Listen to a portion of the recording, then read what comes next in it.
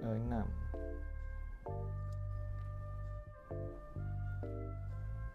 7. Dia belum sampai kat sini lagi ya.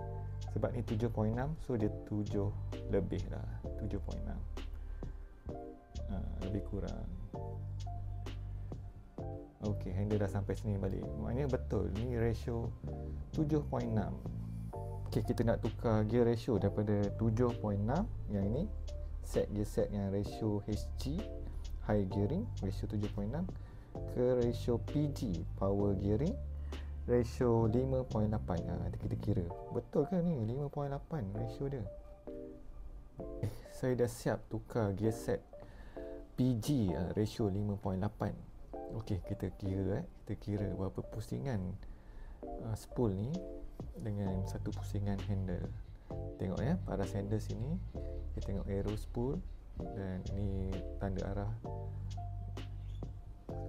Okey,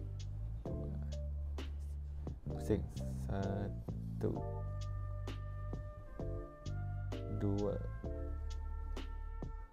3